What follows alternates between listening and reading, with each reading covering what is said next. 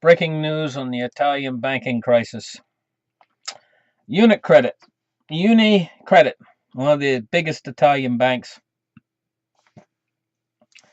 has had to write down the value of its 700 million euro investment in Italy's rescue fund. And other investors are going to follow. This is complicating efforts to stabilize the nation's banking sector. Italy's biggest bank has cut the values of its investments. The Atlanti Fund is significantly more than a third on its books has been cut. Now, here's where the problem really gets interesting. UniCredit does not believe it'll make any money on the investments, and also the thing is a source has estimated that UniCredit's write-down could be closer to 70%. Get this? Now it's 30% right now. It could be closer to 70%. So the problem with this is this is not just taking place in UniCredit. It's going to move to other banks. The write-downs are going to be significantly larger than anybody ever thought. All these bad loans, and the thing is the Italian government's coming under pressure because it looks to me like the 20 billion euros to recapitalize the banks that they just got. By the way, they just got this 20 billion euros, and that's the limit of Italy's credit extension.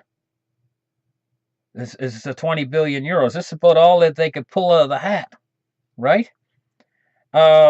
It's looking like that these banks alone are going to suck all that up, and it's not going to be enough. It's looking like the whole thing. The hat could blow off of the whole thing. The whole thing could blow open here. If Italy can't borrow more money and lend them more money, and if this is not going to be enough to cover things, the 20 billion. So this is a developing story. The fact that they need more cash, and they already just got cash, and now they're going to need more, is a developing story. This story's in the works. It's developing right now as we speak. The implications are that the possibilities are that the Italian banking system could melt down. This is a possibility that we have to explore. I'm not going to say that that's going to happen just yet because this is a developing story, but we have to explore that these possibilities. If they cannot cover the problems that's incurring, and if Italy can't borrow enough money to satisfy the 360 billion euros that these banks owe because of the non-performing loans, they're trying to, like I said before in my other videos, they're trying to patch a 360 billion euro gap with 20 billion euro. And it's like if your Uncle John come up to you and he said, I need to borrow $20 or I'm going to be in big trouble. And you asked him, well, how much do you owe? And he said, I owe $360. And you say, well, why are you asking me for 20? What's that going to do?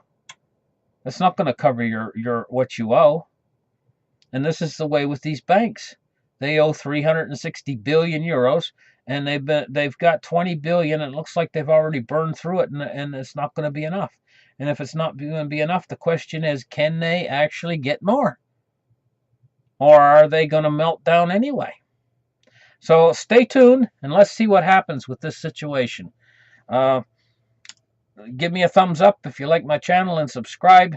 And I really enjoy making these videos for you guys. Thank you very much, YouTubers. Bye.